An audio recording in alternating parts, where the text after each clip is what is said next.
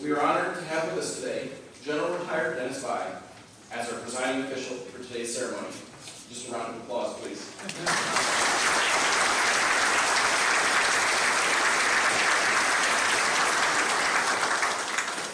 Sharing this special occasion with us, we have Miss Patricia Wilson, his children Victoria and Rebecca Wilson, his brother Ivan Wilson, his sister Barbara Wilson, his aunt Josephine Denmark, his father-in-law Jose Lucido, and a host of first and second cousins. Also in attendance today, there are many distinguished guests. General Retired Glenn Walters, United States Marine Corps President of the Citadel.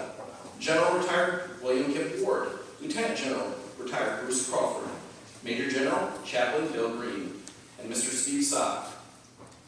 Ladies and gentlemen, please stand as able for the entrance of the official party and remain standing for the playing of the national anthem, followed by the invocation given by Lieutenant Commander Marquise Jones.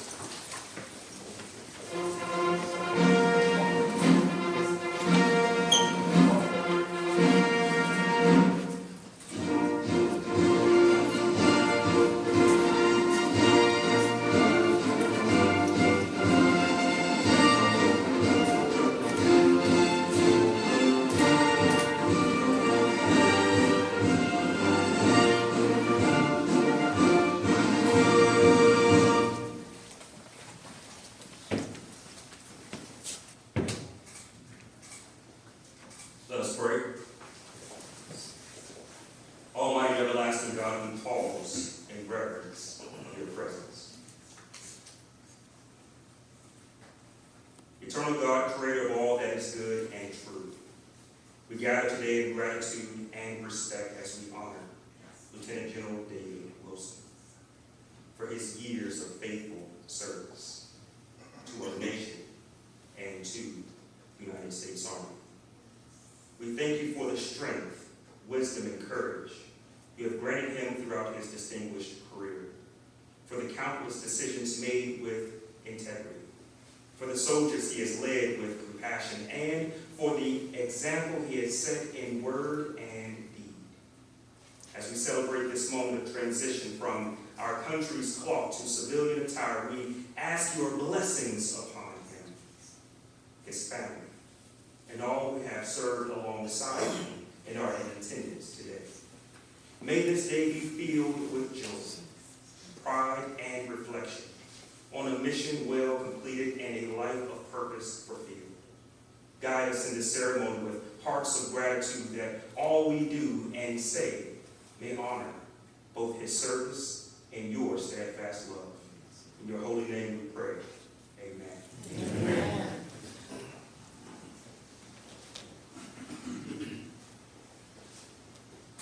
Oh, say, can you see by the dawn's early light what so proudly we hailed at the twilight's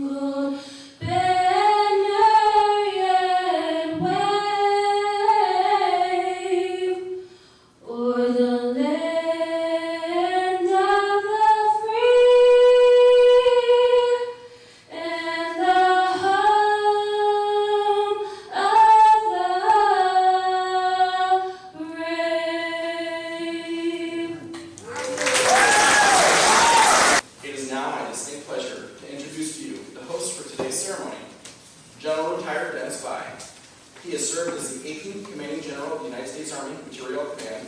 General Vi is the first Signal Corps officer to make 4-star since General Hap Arnold. He is a member of the C5ISR Hall of Fame and the National Army ROTC Hall of Fame. During his military career, he's led at all levels of command. Ladies and gentlemen, retired General Dennis L. Vi.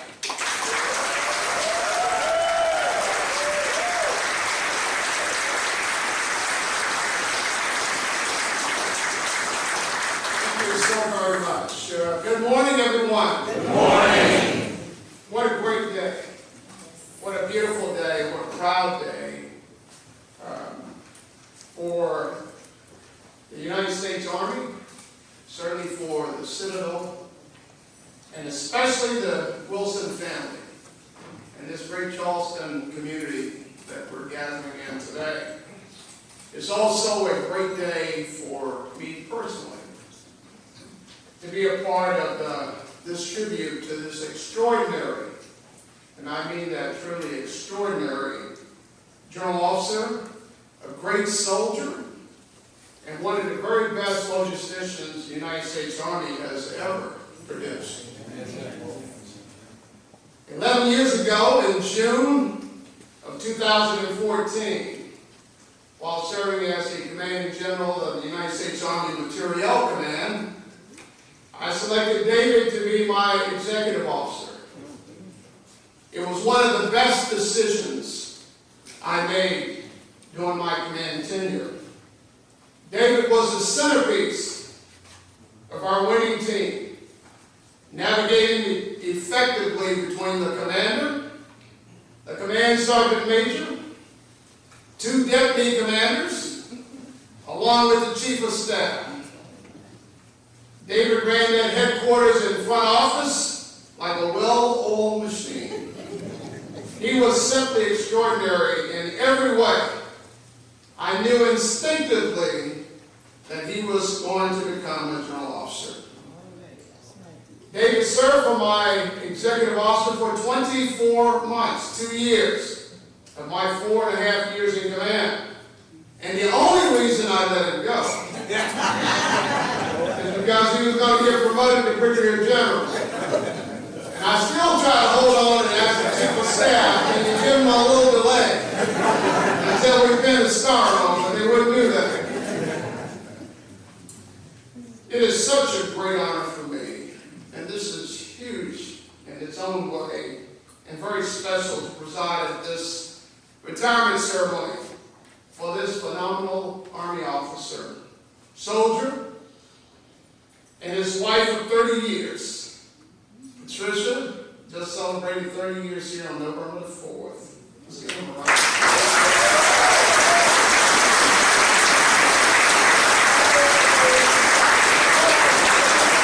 And their daughters, Victoria and Rebecca, and the entire Wilson family.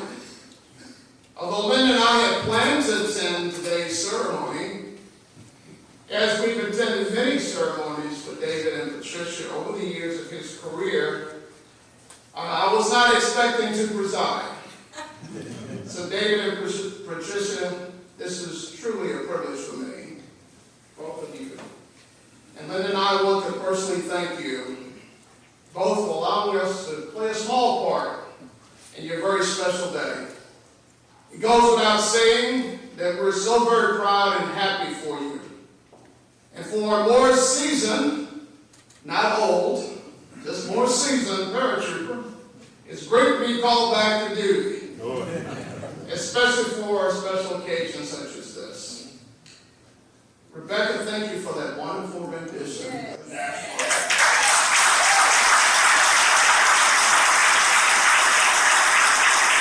And I know you've walked up here and sang, but that is difficult for anyone to sing the national anthem. Sing it for your dad and in front of this audience, and you didn't show yourself as being nervous at all. It was absolutely fantastic. Very well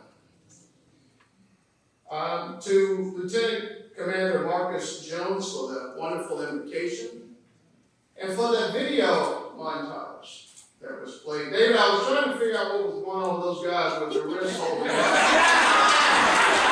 I kept seeing that. I was trying to figure that out.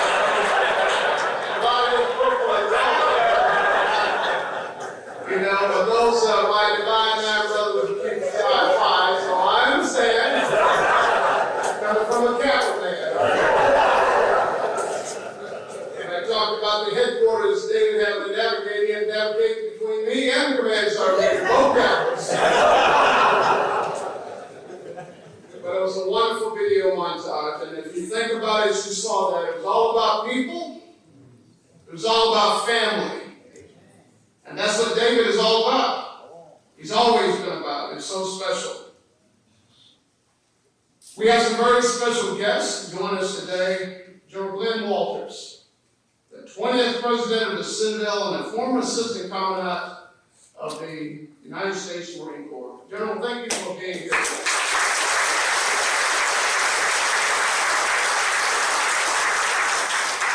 There were so many others who had planned to be here today. Many general officers and other senior executive civilians and so forth out of Washington, D.C. and other locations, and of course, their flights being canceled. David received a lot of calls yesterday and last evening about it as well. And so I just want to say, even though they're not here, David just noticed so many more that wanted to be here today to witness this ceremony. In fact, someone mentioned to me in the hallway they wanted to witness to ensure you were retired. They wanted to be here for it. And certainly my VIP, my personal VIP, for 42 years, my sweetheart up there.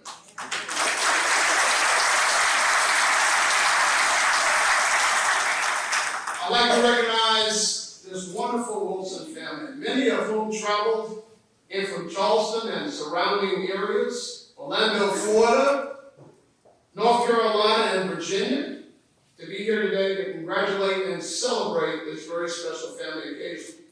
First of all, Dave's wife and partner, as I mentioned, of 30 years, Patricia.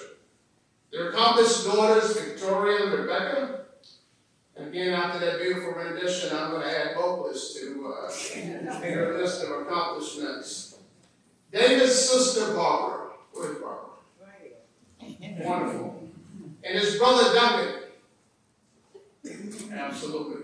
Who David said, and I quote, as a kid, whether it was attending his football games, wrestling matches, track meets, soccer games, rugby matches, basic training graduation, NCO induction ceremony, military school graduations, college graduation, promotion ceremonies, you will always turn out for him no matter what. That's what David said.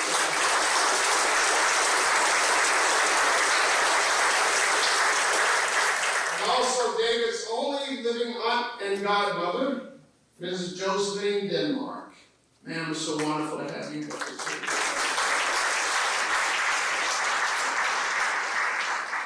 Of note, I would like to mention the lineage of military service to the Wilson family that extends to David. Many of you may not know this.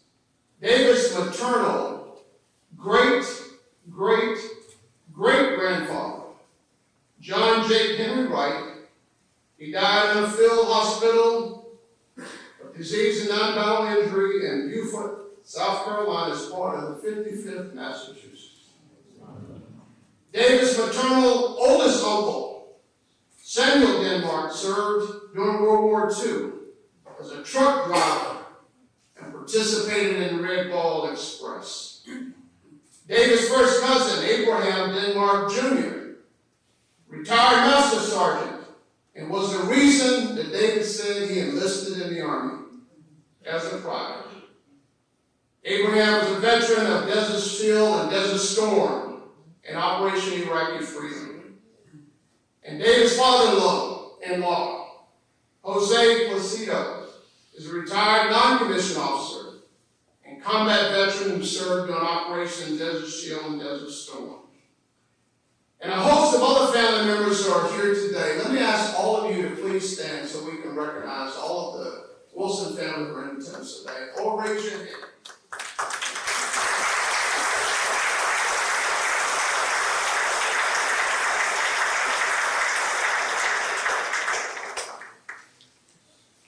David hosted the ceremony here, he said, because he wanted to ensure that you all were able to enjoy and be here to celebrate with him. Also attending today are friends of David and Patricia who traveled from Hawaii, South Korea, Germany, Bahrain, Virginia, Washington, D.C., California, Texas, Alabama, Kansas, Florida, North Carolina, Kentucky, Maryland, New Jersey, Pennsylvania, Illinois, Iowa, and New York. David, I think we got all the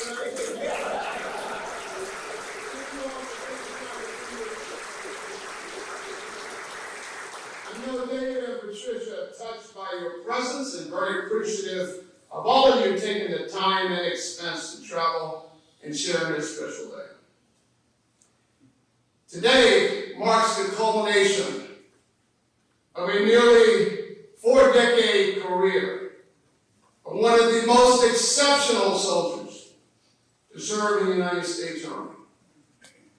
Lieutenant General David Wilson is the epitome of an Army soldier, leader, and general officer who has dedicated the majority of his adult life serving our nation in uniform, both in peacetime and in combat.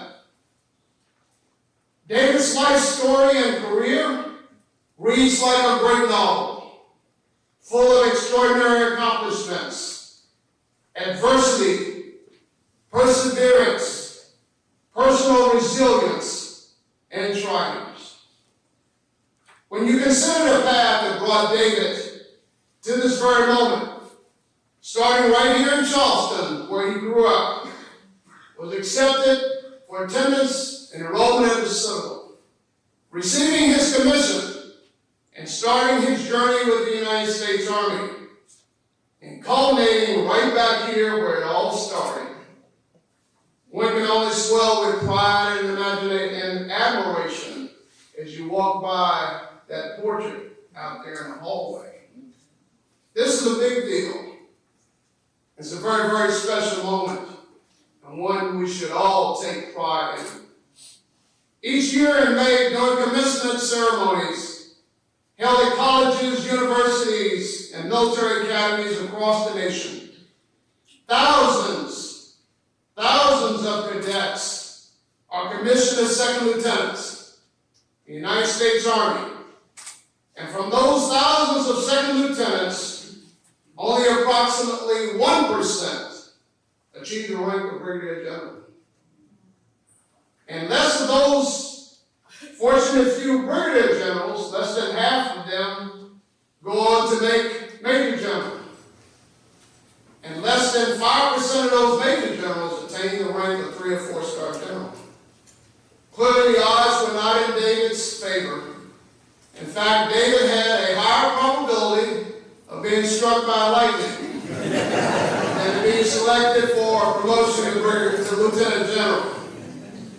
However, David defied the odds, and starting as an Army private, the bottom rung of the ladder, starting as an Army private, overcame numerous barriers and challenges, including his health, excelled at every level, and ascended to the rank of lieutenant general. He represents the best of the absolute best general officers in today's Army. And so today we celebrate his extraordinary achievements and his exceptional career service. Lieutenant General Wilson began his career as an infantry soldier, earning the expert infantry badge as a junior enlisted soldier at Fort Benning, Georgia. First time go in all categories to get that badge. He attended the Citadel, played football, and served in the National Guard. And after receiving his commission as a field artillery officer, he served in Korea in the 82nd Airborne Division. And you know that's where we jump out of perfectly good airplanes while in flight. David then transitioned to Ordnance and served with the 3rd Infantry Division, commanding a company in the main support battalion where he deployed to Somalia.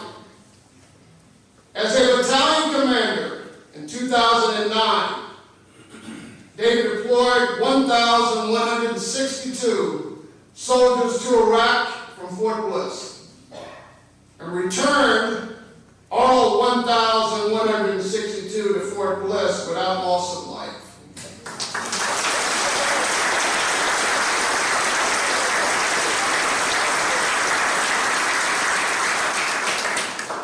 The unit had 27 Purple Hearts and 1 traumatic brain injury, but suffered no losses of life.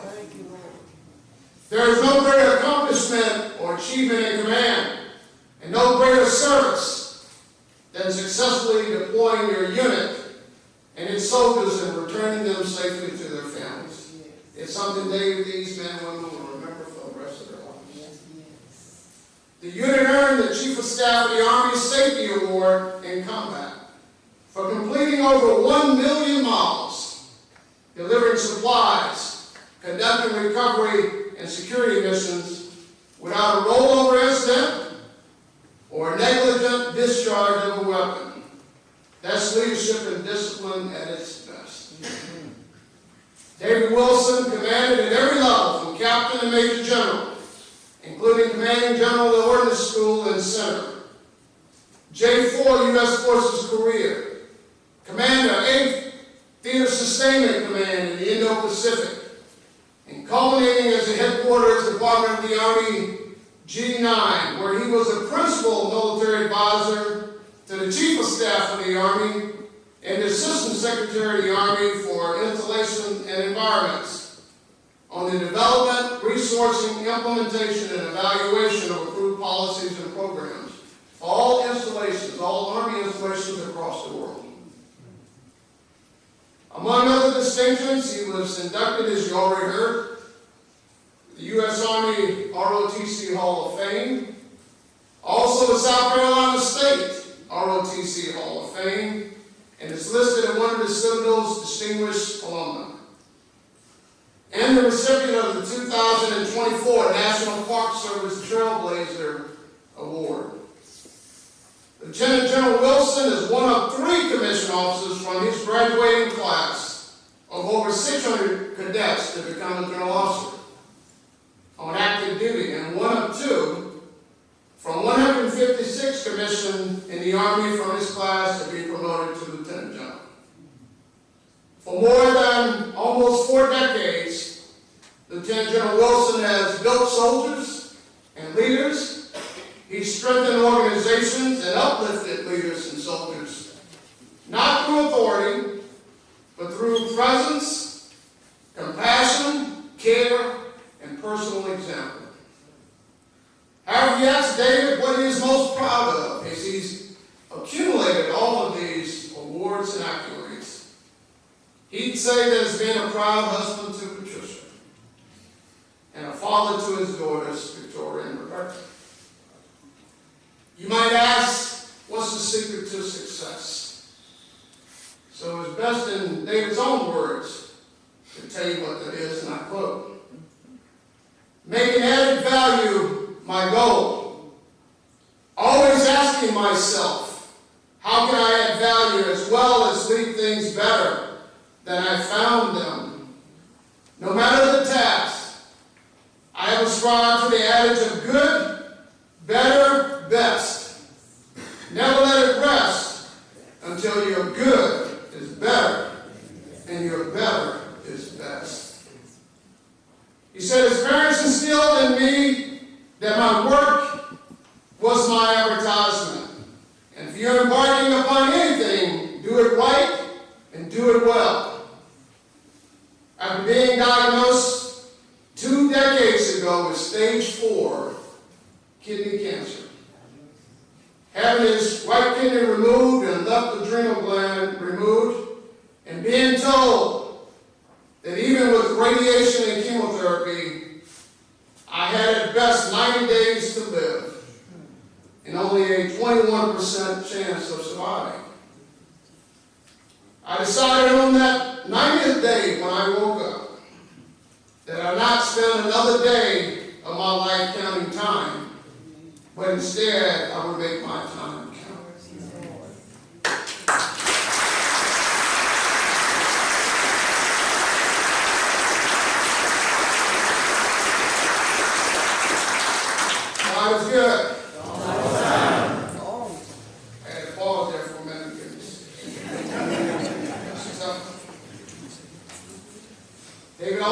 had the unconditional love and support of his family. Starting with Patricia, they met at Smith Lake in Fayetteville. And I've been to that Smith Lake. Now, picnic. A lot of people have probably been to Smith Lake. As things got serious, they were supposed to get married on 2 November, which was David's mother's birthday. However, in July of 1993, he was deployed to Mogadishu, Somalia, for Operation Restore, Continue Hope, and did not return until January 1994. They then rescheduled for November of 1994. However, the Army decided to deploy David again, this time to Haiti, in Operation Uphold Democracy, and he didn't return until December of 1994. After he returned, Patricia told David if he wasn't marrying her in 1995, there would be consequences. So he was up at Fort Greg Adams at the time. He formerly Fort Lee. He drove to Fayetteville. The first week starting of his officer advance course, picked up Patricia and her mother, drove straight here to Charleston, rehearsed in the Citadel's chapel on Friday night, and on Saturday afternoon they got married in the Summerall Chapel. On Sunday they drove back to Fayetteville. David dropped Patricia and her mother off, and he continued on back to Fort Greg Adams to continue the advance course. Patricia's probably a mission he knew he could not fail. Patricia, an Army veteran, also remained devoted to our military families through her involvement in leadership of family support groups and family readiness groups and organizations, especially during combat deployments, while pursuing and achieving her own successful career in healthcare.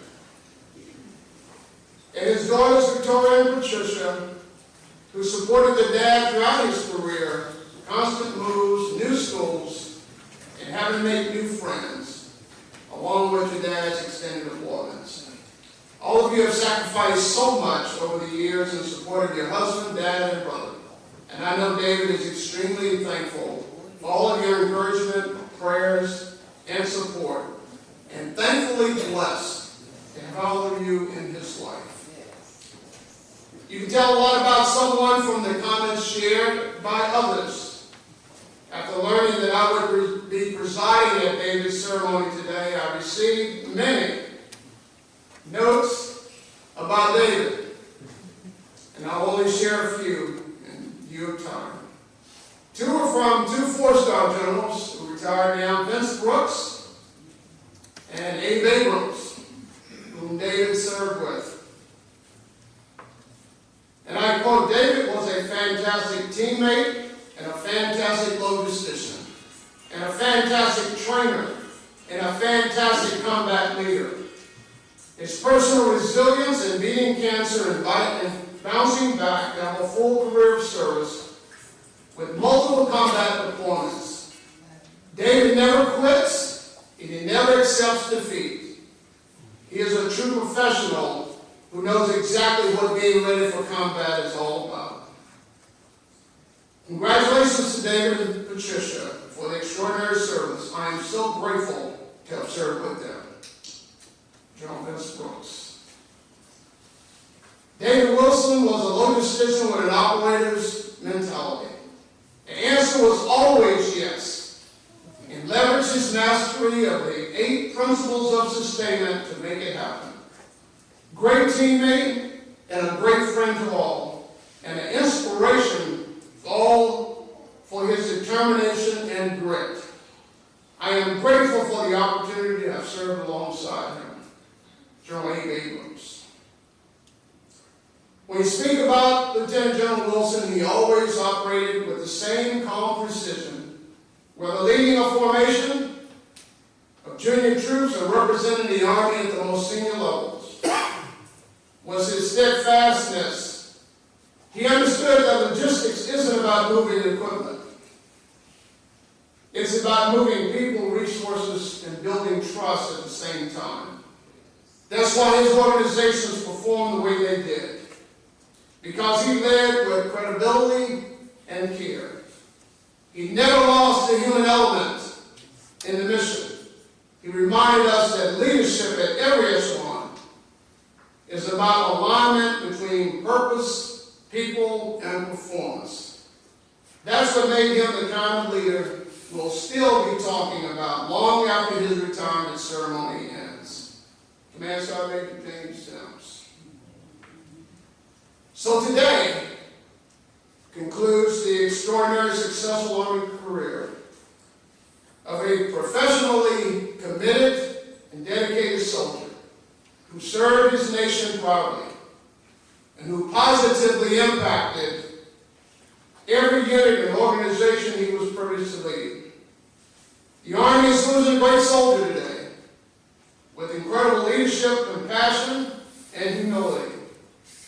But in the words of Auld Lang Syne, old soldiers never die, they just fade away.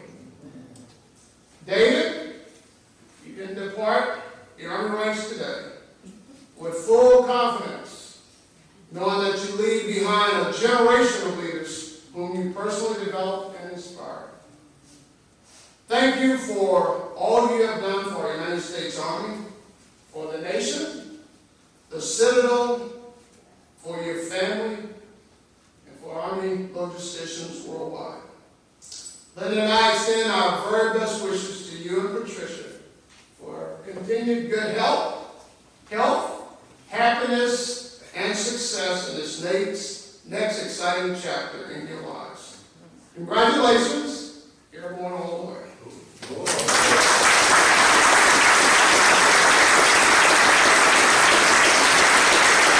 General Vi will now present Lieutenant General Wilson with a certificate of retirement that reads, "To who all shall see these presents. This is to certify that Lieutenant General David Wilson, having served faithfully and honorably, was retired from the United States Army on the first day of February 2026.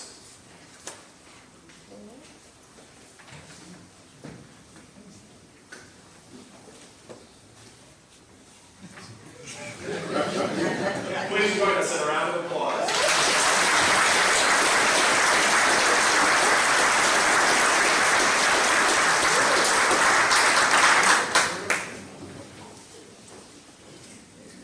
A Distinguished Service Medal is prepared and awaiting signature. Due to the lapse in appropriations, Lieutenant General Wilson will receive his retirement award at a later date. Lieutenant General Wilson has also received various certificates from former presidents, senators, and military associations he's a proud member of. At this time, we have a special presentation from various organizations. At this time, Ms. Wilson, please join Lieutenant General Wilson and General Vi in the front. We will now present Patricia Wilson with the Superior Public Service Award.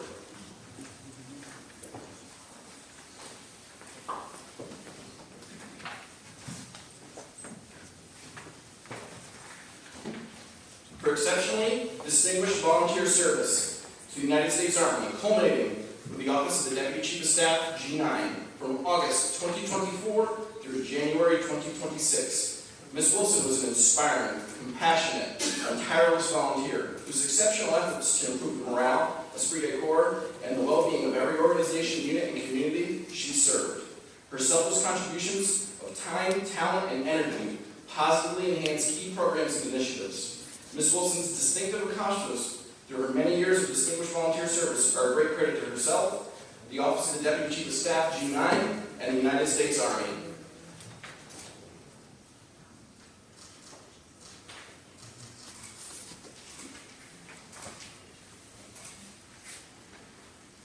Please join us in a round of applause.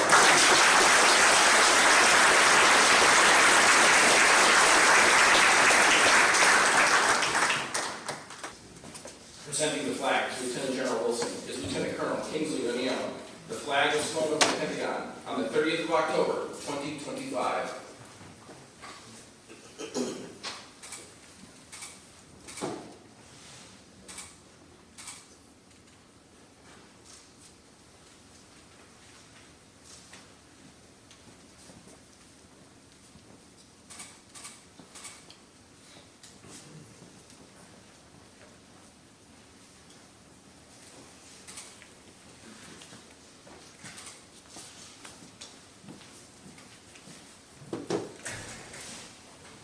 Thank you, Lieutenant Colonel O'Neill.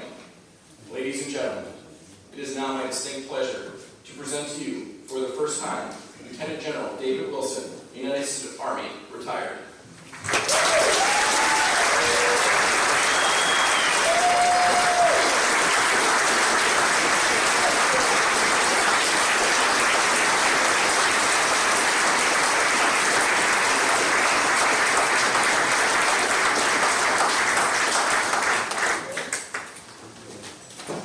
Good morning, everyone. Good morning. I learned 3 responses here as a freshman at Citadel. First one was, sir, yes, sir. Second was, sir, no, sir. And the third is, sir, no excuse, sir. And so, admittedly, I left the flowers for my family in the vehicle. So I'll give you all your flowers over at the reception. That's my first disclaimer. So good morning. General Walters, thank you, sir, for taking time out of your busy schedule to be here today. It means a lot to see you and Tommy Gordon, my classmate, Commandant of Cadets, here in the audience. General Vi, Mrs. Vi, thank you both so very much for honoring us with your presence at this ceremony. And thank you, General Vi, for stepping in and preside. You know, due to the government shutdown, the furlough, the Undersecretary of the Army could not travel. And so General Vi graciously, stepped in at a time of importance for me and my family. And I know how very busy you are. And it means the world to Patricia and I to have you and Linda here because you both taught us what right looks like. Right? Your motto and example is what we tried to emulate along the way. And we thank you both. You know, life isn't so much about how much you keep for yourself. It's more about how much you pour into others. Thank you for your willingness to always pour into me and the many other officers, non-commissioned officers, and soldiers that you led and mentored along the way. To my family, in the audience, friends, fellow soldiers, distinguished guests, we have some of the senior executive services, Mr. Saw here present today, and other distinguished teammates and mentors. Thank you for being here. You know, standing before you today is deeply humbling for me. As I look across this room, I see faces that represent nearly 4 decades of my military life. Also faces that represent 6 decades of life on earth for me. People who have shaped and supported me and stood shoulder to shoulder with me through every stage of my journey. You know, today is not just a farewell. It's a day of reflection. It's a day of gratitude and a day of acknowledgement. You know, because a 38-year career in the military is never the story of one person. It's the story of collective, story of family, story of soldiers, story of leaders, story of friends, and story of faith. My story begins here in Charleston, South Carolina, 10 blocks from this campus.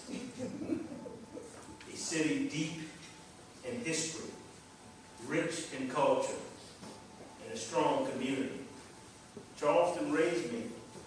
It grounded me in values that have guided me every single day of my life.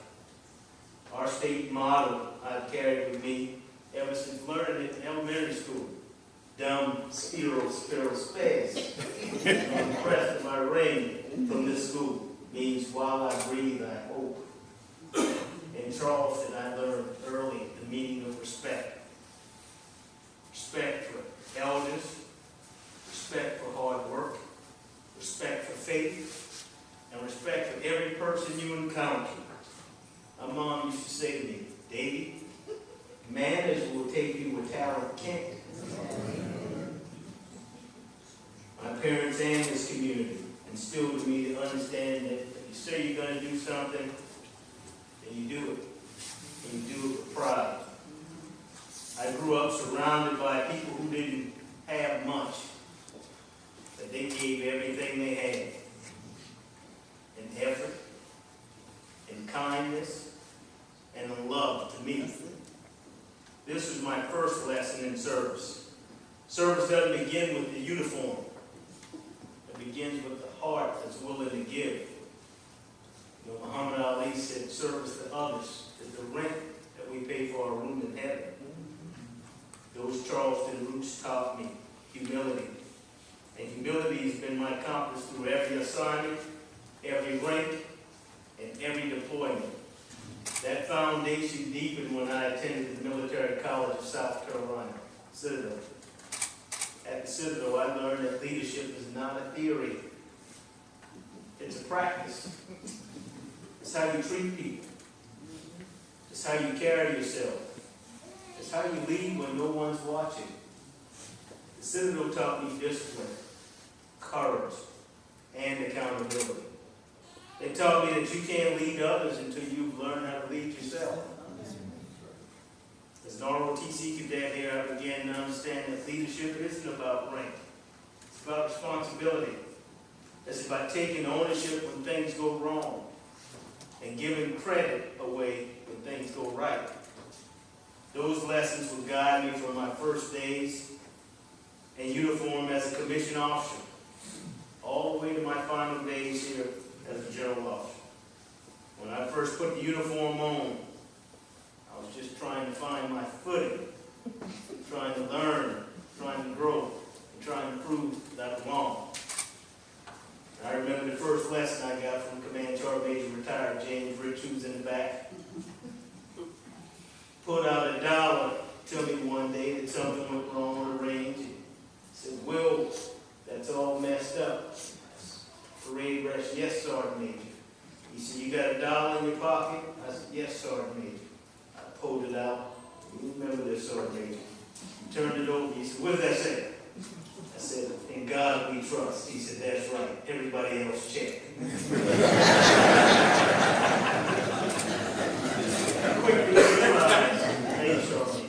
I quickly realized that the Army is a place where performance speaks louder than pedigree.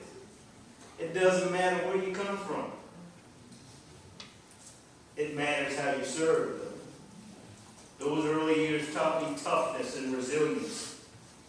They taught me the importance of teamwork, of doing my part, and of trusting the person next to you, to your left and right. I still remember the first time an NCO pulled me aside and said, "Sir, that's not how we do it here." That was mentorship in its purest form. Firm, fair, and for my own good. I recall Command Sergeant Major Zaid Mustafa, first week after I took command of my battalion, doing some UCMJ. This unit, I had to turn it around and get ready to go back to Iraq.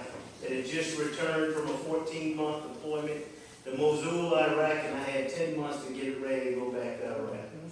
And Sergeant Major Mustafa is Mr. Gaylord Green's brother-in-law. Gaylord married Sergeant Major's sister. And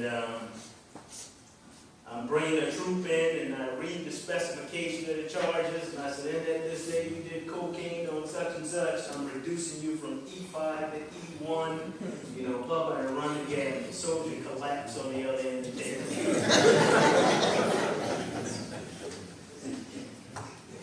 They picked the soldier up, ushered him out of the room. Sergeant Major gets everybody out of the room, and he said, "Sir, when the last time you did this?" I'll leave the explicative out. No sugar, honey, iced tea. I said, "Sergeant Major, I was a captain, a company commander." He said, "I can tell you rusty as heck." I said, "So what you were supposed to do is read the specification charges. You were supposed to ask the soldier if he had any experience. You were supposed to confer with the chain of command. And then you would ask the soldier to step out, come back in, and then you read. So you pull out the Highlander soldier.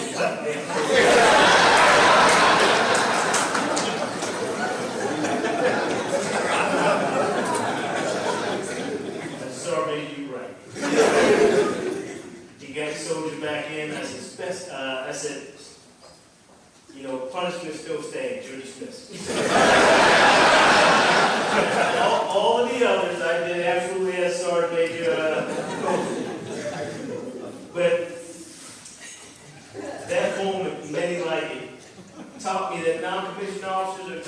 backbone of our army.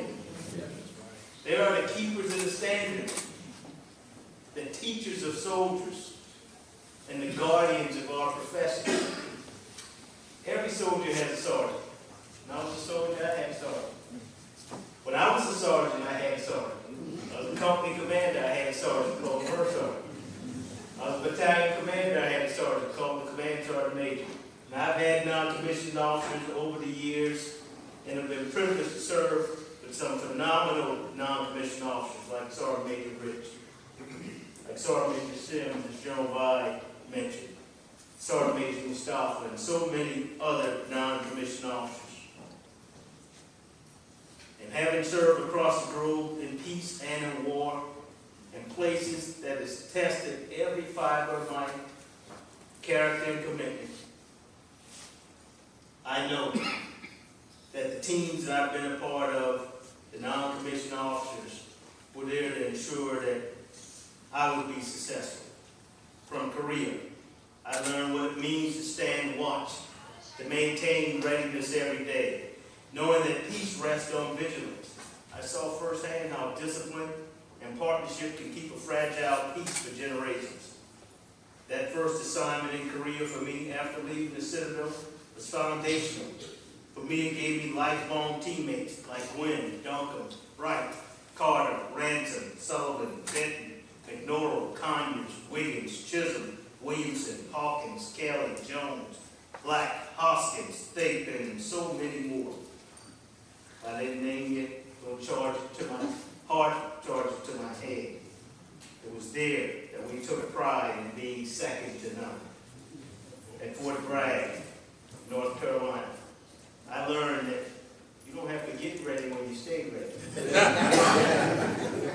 Because in that duty station, we had to be ready to be anywhere in the free world in 18 hours. For me, it was transformational. As I came out of the 2nd Infantry Division, the 82nd Airborne Division, and then to the COSCOM, I gained dedicated friends and mentors like Krishan, Gibson, Leonard, Stafford, Scott, McMullen, Petro, Walker, Jones, Gore, Morgan, Greer, and so many more. If I didn't name it, I'll charge it to my heart, charge it to my head. Mogadishu, Somalia, it was different. My first combat tour, it was raw. First time I pulled the trigger on my weapon, and a round went out, and I saw a round coming back toward me. It was real. It's where I first saw the human cost of instability and the power of compassion amid chaos. It was there that me and then Lieutenant Wayne Stafford had to direct a quartermaster unit. Dr. Stafford and I had a quartermaster unit that had fresh fruits and vegetables on the farm. We had to clear that reefer van out so that we could put dead bodies in a refrigeration unit, because we didn't expect what happened on October 3rd to occur, 1993. We were learning, and we were doing our best in a place where the hopes and hope was hard to find. I left Somalia changed with a deeper appreciation for the value of human life and the complexity of our mission as soldiers. In Haiti, I saw resilience, people battered by disaster, yet unbroken in spirit. That mission reminded me that our army just isn't about fighting. It's a force for good. We bring hope when we show up. We bring relief. And we bring the American spirit of compassion and resolve. At Fort Stewart, Georgia, we claimed the standard, not the time. And the Marne standard was incomparable. It had to be that way in order to sustain a heavy division, which was the heavy punch of the 18th Airborne Corps. Shoulder to shoulders, iron sharpening iron, was cold. Williams, Barnes, Hubbard, Armstead, Pringle, Twitty, Maddox, Young, White, Crawley, and Lane, and so many more. I didn't call you. Don't charge it to my heart. Color, charge it to my head. In Kuwait, I got up one morning at Fort Stewart for PT. I arrived at PT formation. We just got through running the big loop. If you had been to Fort Stewart, they had medium loop and the big loop. The big loop, when we got on the big loop, the formations would call out, somebody ain't gonna make it. Somebody just can't take it. The pace was pretty hard, you know, and to be a heavy division, they ran a lot. So I felt like I escaped Ardennes to get to an assignment where we wouldn't have to be doing that too much. But I was wrong, flawed. 0600. PT formation, my boss told me, he said, Dave, you need to go draw a desert camouflage uniform at 09. My daughter was 2 months old. No, it's 3 months old. It's Valentine's Day, February of 1998. 6 o'clock, go draw DCUs at 9. At 1900, Patricia dropped me at Hunter Army Airfield. I boarded an airplane and deployed to Operation Desert Thunder, Desert Fox. When I came back, Victoria was 7 months old. That assignment truly punctuated the importance of preparation. You had to be ready and prepared. In Germany, I learned the strength of alliances. I witnessed how NATO partners, through shared sacrifice and trust, embody what collective defense truly means. And I experienced the professionalism of soldiers who understood deterrence is as important as defense. Standards and discipline became our clarion call as we prepared for war. And at the forefront of action were teammates like Roscoe, Martinez, Green, Anderson, Harris, Tuel, Halen, Flores, Russell, Glenn, Murata, Williams, McKenna, Melton, Booker, Soldiers, Johnson, Onyema, Rosado, and many more. If I didn't call you, in charge of the heart, charge to the head. This tour made me an Iron Soldier for life, because it is where I deployed to Iraq once. And those were some of the hardest and most defining chapters in my life. Leading troops in the battle, the likes of Abraham, Bennett, Witherspoon, Whittle, Rube, Mustafa, Sumko, and many, many more. If I didn't call you, don't charge it to my heart, charge it to my head. I witnessed courage I'll never forget. Soldiers, NCOs, and officers who faced danger daily, yet found humor, brotherhood, and purpose in the midst of war. In Iraq, over a 15-month tour and 14-month tour, we lost good people. Heroes who gave everything they had for this nation. And I carry those memories with me always. Every decision I've made since has been with them in mind, and to lead in a way that honors their sacrifice. Through all those experiences, Korea, Germany, Somalia, Haiti, Kuwait, Iraq, one truth stands above all, and that is people make the difference. Not equipment, not technology, not strategy, plain and simple people. Our soldiers, our non-commissioned officers, our civilians, and our families. They are what make the U.S. Army the greatest fighting force on earth. And I've had the privilege of serving with some of the finest men and women our nation has ever produced. Soldiers who didn't complain when the mission got tough. NCOs who carried the entire formations on their backs. And officers who led with courage and not ego. To my fellow officers, thank you for your partnership, your professionalism, and your friendship. To my NCOs, thank you for the honesty, your toughness, your unwavering example. And to the soldiers, thank you for your trust, your humor, and your unbreakable spirit. I've always said that the best part of being in the Army isn't the uniform, isn't the medal, isn't the rank, it's the people. And that's what I miss the most. So over 38 years, I've been blessed with incredible mentors and senior leaders who saw potential in me I couldn't yet see in myself. They challenged me, they corrected me, and they, most importantly, invested in me.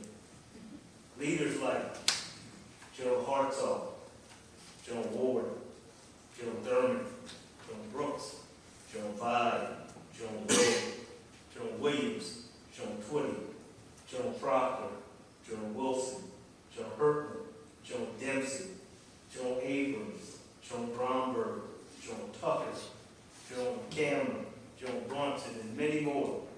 I can still recall the words of wisdom from some of the senior leaders. One would tell me, lead with empathy, not emotion, Dave. Another would say, when in doubt, Dave, fall back on your values. Another told me, never walk past a problem you can fix. Your body used to tell me, you got to get altitude on your problem.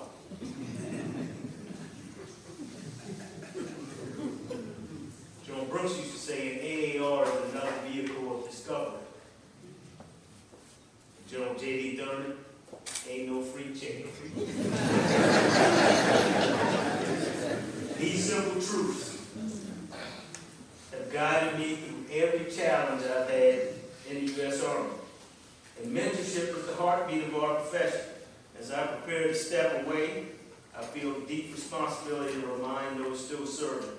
Continue to invest in people. Share what you've learned.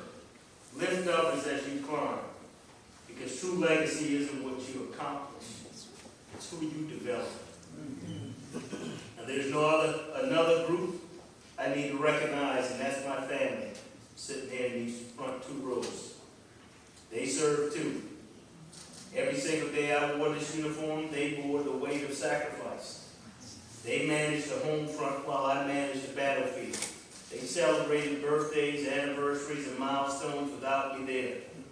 And they did it with strength, patience, and grace.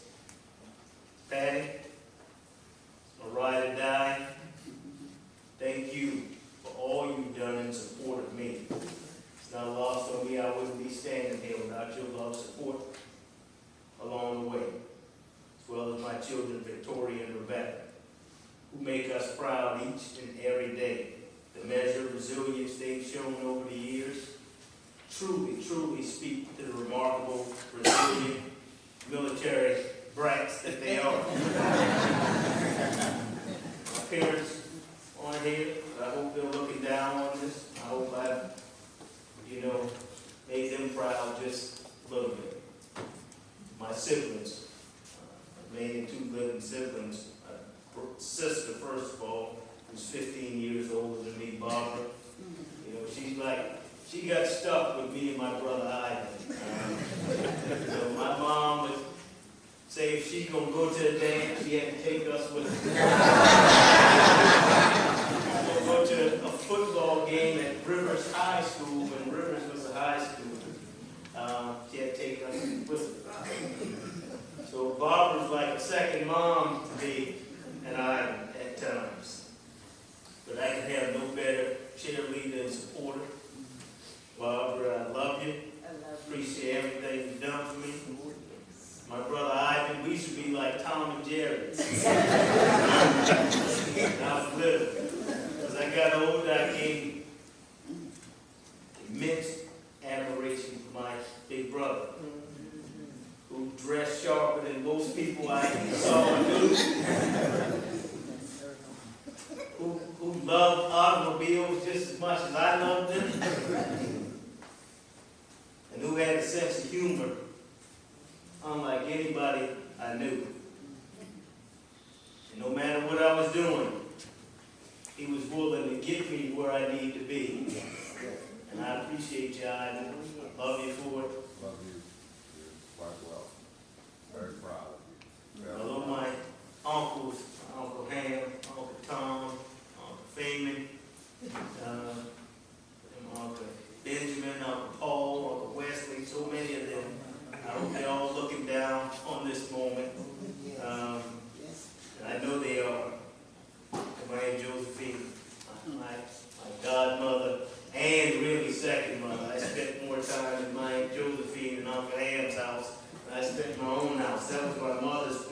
get us out of the city here so we wouldn't get in trouble. He would ship me 30 miles outside the city in the Hughes, South Carolina, where my uncles would put me and my other first cousins in the migrant worker program. I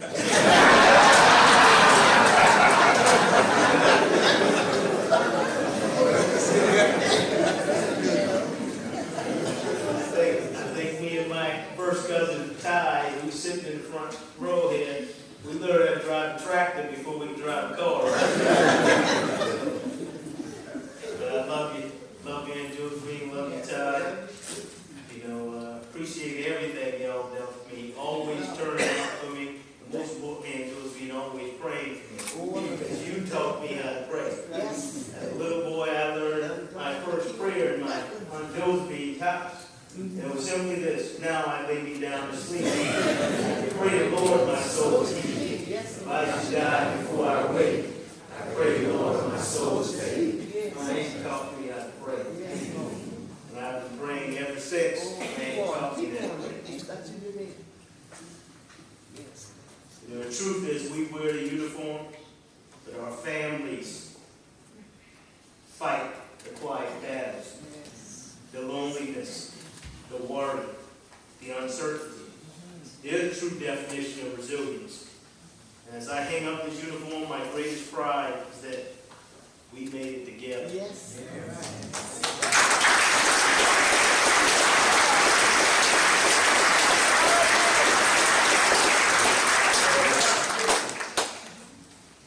So as I reflect on 38 years, 5 months, and 12 days of service, I realize that the Army has given me more than I could ever repay.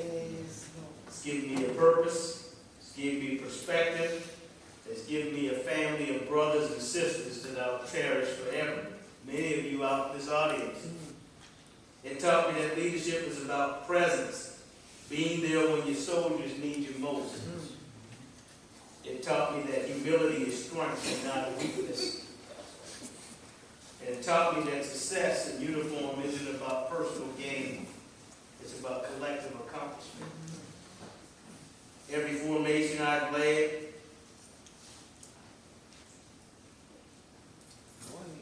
every soldier that I've served alongside, every mission I've planned, every officer I've mentored, you've all left an imprint on me. The Army may have shaped my career, but the people, you all have shaped my heart. And so as I retire today, I'm not closing the book. I'm simply just turning the page. The Army will continue stronger than ever because of the young leaders that we have that will continue to rise through the ranks. To them I say this: guard the standard, protect the culture, and honor our profession.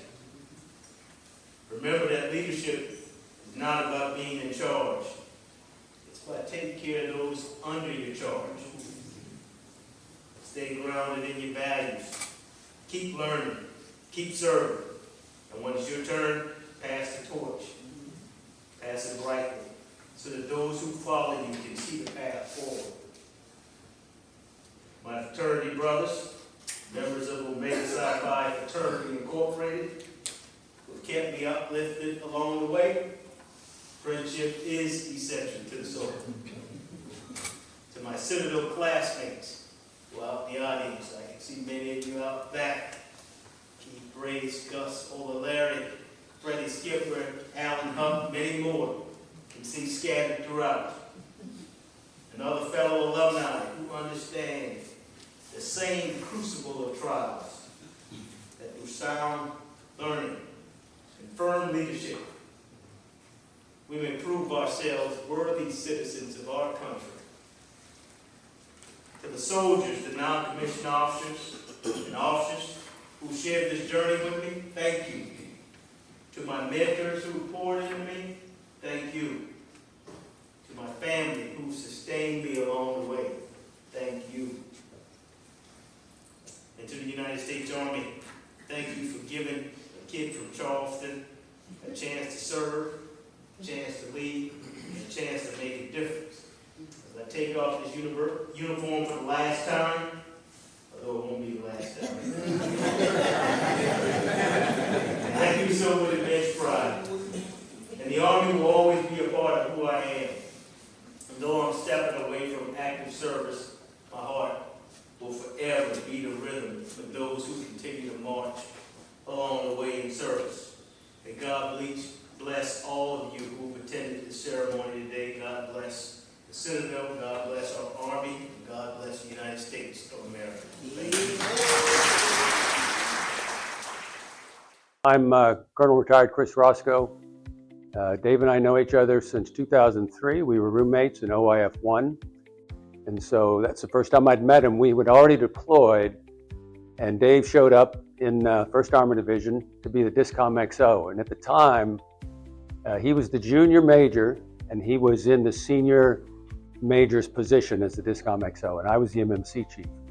And I quickly figured out why Dave had been placed as the junior major in the most senior major position in the DISCOM, because his talent was evident immediately. It didn't take me long to figure out that Dave was destined for greater things than I ever achieved. I'm very lucky to know him. He was level-headed, he was brilliant, he was a quick learner, he treated everyone the same, everyone fairly, and I continue to be impressed throughout the 15 months that we were there. And we've stayed in contact for the entire time. He has looked out for me and my family over the years, and I'm eternally grateful, and I'm very blessed to have known him. And Dave, congratulations, and well done on your career.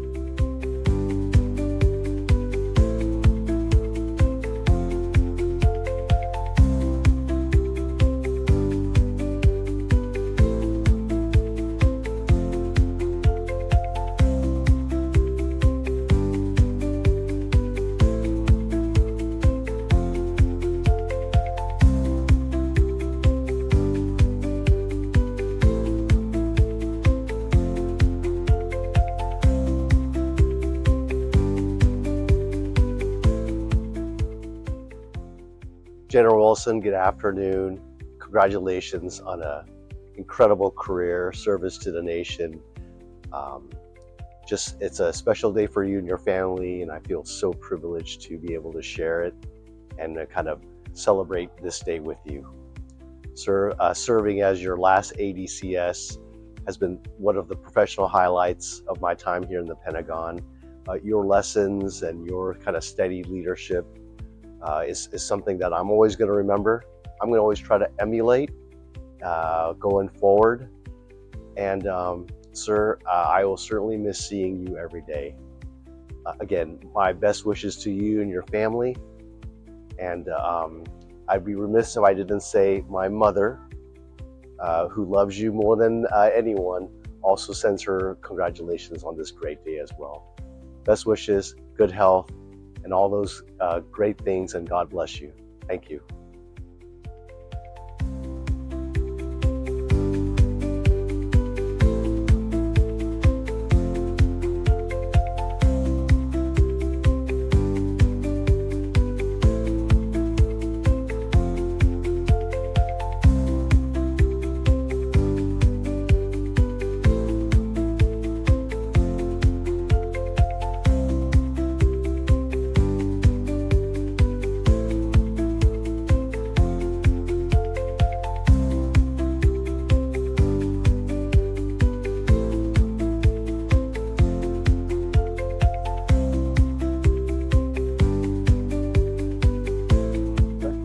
What's going on, Dave and Patty? Marvin Chisholm, Gamma Epsilon Spring 90. Met you as a young lieutenant over in Korea. We served together several times, Bragg, Stewart, Fort Eustis, and just you have been an example and a friend and a leader amongst the brothers. So we appreciate you. We're proud of you. Your success is in large part our success as well. Congratulations on retirement, and congratulations on being that bruh.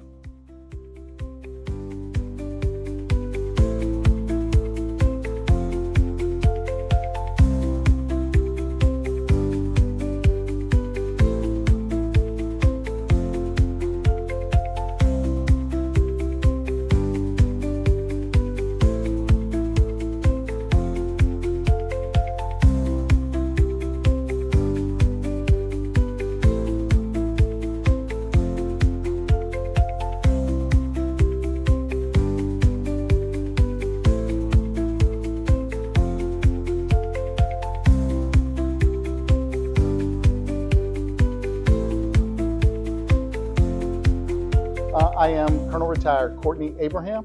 Go back to 2005 when I first met then Major Wilson and Miss Patricia at the USERA Log Ball. And it was Tamika and I, and my wife was pregnant with our first child. And from there, I went on to deploy again, but we met up again in 2006 at the United States Army Human Resources Command, where we were both assignment officers. And that's where our relationship really began to develop. And we were carpool buddies together. We rode the bus together. And I knew at that point that I was really beginning to hitch myself with someone who would travel far.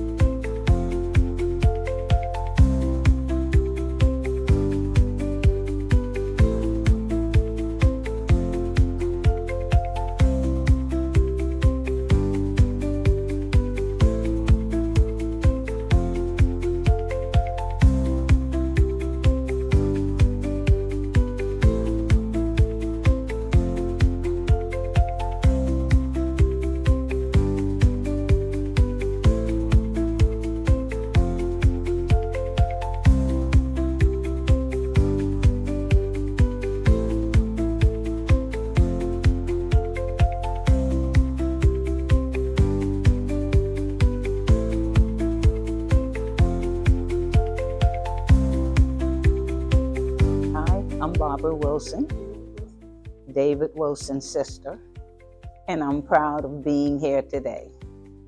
And I appreciate being here. I enjoyed the program and everything.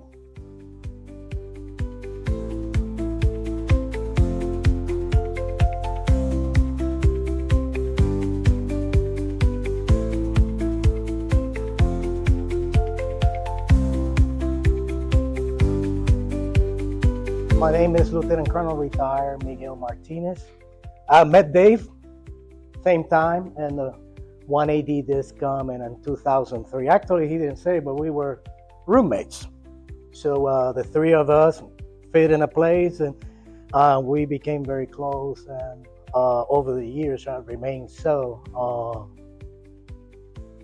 Dave was fantastic from day one, and we clicked. I actually replaced Dave when he became the executive officer of the DISCOM. I became super operations officer.